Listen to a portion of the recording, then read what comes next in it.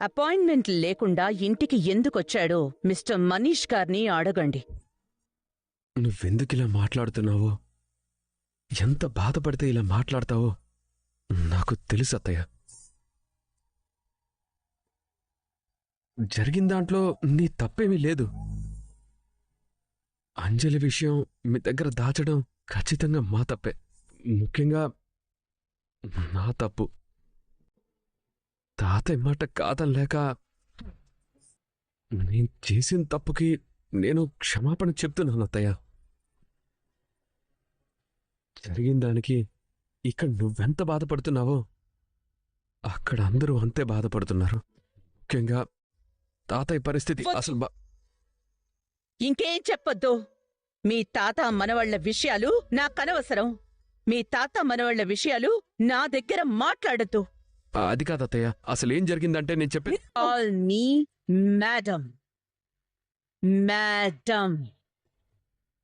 Call me madam Geetanjali. Got it? Sorry madam. You can go now. Okay madam.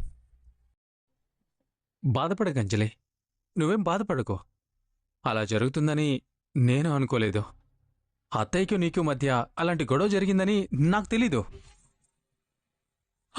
అసలు నువ్వన్నీ నాతో share చేసుకుని చాలా బాగుండేది. అదే జరిగిన గొడవ గురించి, తాతయ్య నిన్ను ఇంటికి తీసుకురావడం గురించి ఇవన్నీ నాతో షేర్ చేసుకుని చాలా బాగుండేది. నేను ఎలాగోలా అత్తయ్యకి నీ మీదున్న కోపాన్ని పోగొట్టి ఆ గొడవ జరగకుండా చూసేవాణ్ణి. సరే, లీవ్ ఇట్. జరిగిపోయిందేదో జరిగిపోయింది.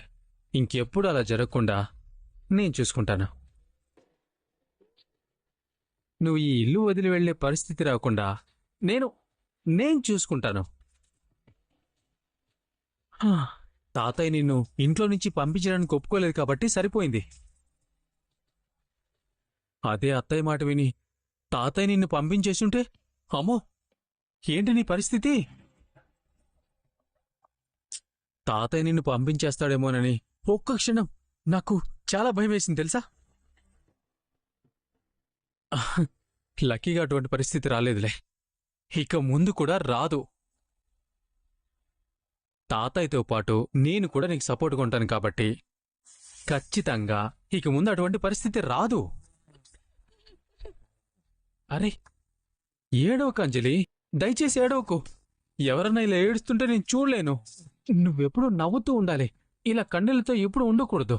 నీ మొహంలో నవ్వు చూడడం కోసం నన్ను ఏం చేయమన్నా నేను చేస్తాను. కాకపోతే నువ్వే ఇంకా రెడీగా లేవు.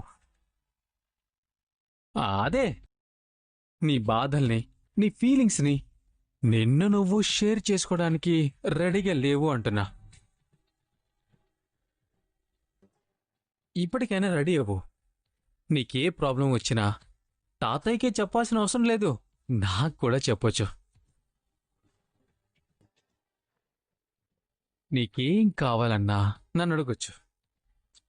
మొహమాట పడకుండా అడగొచ్చు. నీ మొహంలో సంతోషం నాకు కావాలి. ఆ సంతోషం చూసి తాతయ్య సంతోషించాలి.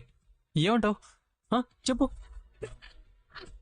ప్రస్తుతం నేను చాలా బాధలో ఉన్నాను. జరిగిన గొడవని తట్టుకోలేకపోతున్నాను. దయచేసి కాసేపు నన్ను ఒంటరిగా వదిలేయండి ప్లీజ్. సరే, నువ్వు ఎలా అంటే అలా. కాకపోతే ఒక విషయం గుర్తుపెట్టుకో, ప్రతిదీ తాతయ్యకి చెప్పి ఈ వయసులో ఆయన్ని బాధ పెట్టడం అంత మంచిది కాదు. ఏదైనా ఉంటే నాకు చెప్పు. నీకెలాంటి బాధలు రాకుండా నువ్వు సంతోషంగా ఉండేలా నేను చూసుకుంటాను. ఇది మాత్రం మర్చిపోదు. అంజలి గీతాంజలి కూతురని తెలియడం వల్ల నాకు చాలా ఉపయోగం ఉంటుంది. తాతయ్య గారు టిఫిన్ చేయండి. అక్కడ పెట్టేసి వెళ్ళమ్మా. నేను అక్కడ పెట్టి వెళ్ళిపోతే మీరు ఆలోచనలో పడి తినడం మర్చిపోతారు. ముందు తినండి, తీసుకోండి. తిన్నాక ఈ టాబ్లెట్లు వేసుకోవాలి. నేను వెళ్ళి అమ్మమ్మ గారికి టిఫిన్ పెట్టి టాబ్లెట్ ఇచ్చొస్తాను. అలాగేనమ్మా. వాడే మళ్ళీ ఫోన్ చేశాడు. హలో, హలో సార్, ఎలా ఉన్నారు? ఎవరు నువ్వు? నేనెవరో తెలియాల్సిన అవసరం లేదు. ఎందుకు ఫోన్ చేశానో తెలిస్తే చాలు. ఎందుకు ఫోన్ చేశావు? మీ క్షేమ సమాచారాలు తెలుసుకోవడానికి మాత్రం కాదు. అవును, అంజలి గురించి నేను ఒక్కసారి ఫోన్ చేస్తేనే మంచాన పడ్డావు. ముందు ముందు చాలాసార్లు ఫోన్ చేస్తాను కదా, అప్పుడేమైపోతావు? అసలు ఎందుకు ఫోన్ చేశావు? ఆ? ఏటీఎం సెంటర్కి ఎవరైనా ఎందుకు వెళ్తారు? డబ్బు కోసమే కదా. నాకు అర్జెంటుగా 10 లక్షలు కావాలి. 10 లక్షలు తీసుకుని 10 నిమిషాల్లో మోయినాబాద్ క్రికెట్ గ్రౌండ్ దగ్గరికి వచ్చేయి.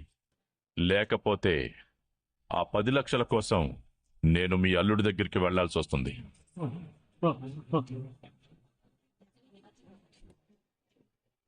హలో హలో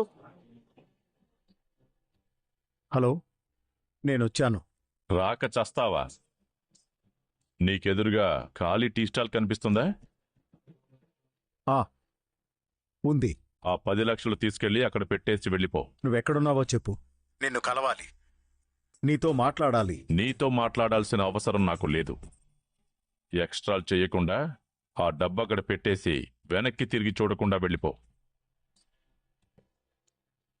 హలో హలో, అతనెవరో తెలుసుకుని అతనితో మాట్లాడదామంటే కుదరలేదు. అసలు అతను ఎవరై ఉంటారు?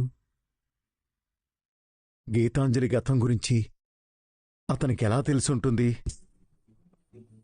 అతన్ని ఎలా కలవాలి? రే మనీష్, ఏంట్రా ఆఫీస్ నుంచి అప్పుడే వచ్చేసావేంటి? మీ అత్తయ్య ఏమైనా అందా? మన దగ్గర జీఎంగా పనిచేస్తున్న మనీష్, దట్స్ ఆల్. అది కాదు అత్తయ్య, అసలేం జరిగిందంటే నేను కాల్ మీ మేడం. చెప్పరా, మీ అత్తయ్య ఏమైనా అందా?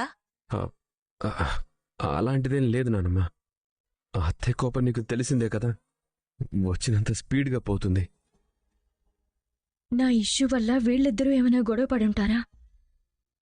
అందుకే మనీష్ బాధపడుతున్నారా? మరి అప్పుడే ఎందుకు వచ్చేసావు? ఆఫీసులో పనేం లేదు, అందుకే వచ్చేసాను. వీడేంటి మొహం చూసి మాట్లాడటం లేదు? ఏం జరగలేదు కదా? ఏం జరిగింది? అమ్మమ్మగారు బాధపడకూడదని నువ్వలా అబద్ధం చెప్పావు కదా. నీ అత్తయ్య గారు నీతో ఎలా మాట్లాడుంటారో నేను ఊహించగలను. అప్పుడే ఇంటికెందుకొచ్చేసావో కూడా నేను ఊహించగలను. నువ్వన్నట్టు మీ అత్తయ్య గారికి కోపం వచ్చినంత స్పీడ్గా పోకపోయినా నిదానంగానైనా పోతుంది, ఖచ్చితంగా పోతుంది. అప్పుడు గొడవ సమసిపోతుంది, అందరూ కలిసిపోతారు. నువ్వేం బాధపడకో. చూడు, ఇలా బాధపడటం వల్ల జరిగింది మారదు, జరిగేదాగదు. అందుకే ఇలాంటప్పుడు ఇలా బాధపడుతూ కూర్చోకూడదు. నువ్వు నన్ను బాధపడొద్దని అంటున్నావు, జరిగిన దానికి నీకు బాధగా లేదా? చెప్పు, నీకు బాధగా లేదా? బాధ నాకా? నీకో విషయం తెలుసా? నేను బాధ కవల పిల్లను. బాధ అనేది నా తోబుట్టువులా నాతో పాటే పుట్టింది, నాతో పాటే పెరిగింది. అందుకే ఎటువంటి బాధనైనా తట్టుకోవడం నాకు అలవాటైపోయింది. గ్రేట్ అంజలి, నీలా ఉండగలగడం నిజంగా చాలా గ్రేట్. ఇంట్లో అంత గొడవ జరిగినందుకు అందరూ బాధలో ఉంటే చేతనైనంత వరకు అందరి బాధని తగ్గిస్తున్నావు. ఎవరికి ఎటువంటి ప్రాబ్లం ఉన్నా కాసేపు నీతో మాట్లాడితే ఆ ప్రాబ్లంకి సొల్యూషన్ దొరుకుతుంది. నీ మాటలు వింటుంటే పర్సనాలిటీ డెవలప్మెంట్ క్లాస్ విన్నట్టుగా ఉంటుంది తెలుసా? ప్రీతి చెప్పింది కరెక్ట్ అంజలి, ఎంతో అనుభవం ఉన్నవాళ్ళు మాట్లాడినట్టుగా మాట్లాడుతుంటావు. మాలాంటి అనాథలకి అమ్మా నాన్నలు లేకపోయినా అనుభవం చాలా ఉంటుంది కదా. ఆ అనుభవమే నా చేత ఇలా మాట్లాడిస్తుంది. నువ్వు మాత్రం జరిగిన దాని గురించి ఎక్కువ ఆలోచించి మనసు పాడు చేసుకోవద్దు. అంజలి వల్ల ఎంత గొడవ జరిగినా నాకు అంజలి మీద కోపం రావటం లేదేంటి? అంజలి మంచితనం వల్ల, లేక తాతయ్య అంజలికి అంత ఇంపార్టెన్స్ ఇవ్వడం వల్ల? అంజలి మంచితనం వల్లే తాతయ్య కూడా అంత ఇంపార్టెన్స్ ఇస్తున్నాడా? ఈ అంజలిని ఇంట్లో నుంచి పంపించేంత వరకు ఇది నా పుట్టిల్లని నేననుకోను. మళ్ళీ ఈ ఇంట్లో అడుగు పెట్టను. 24 గంటల్లో మీరు దాచిన ఆ రహస్యాన్ని బొట్టబయలు చేయగలను. తాతగారు, ఏమిది? ఏమిది?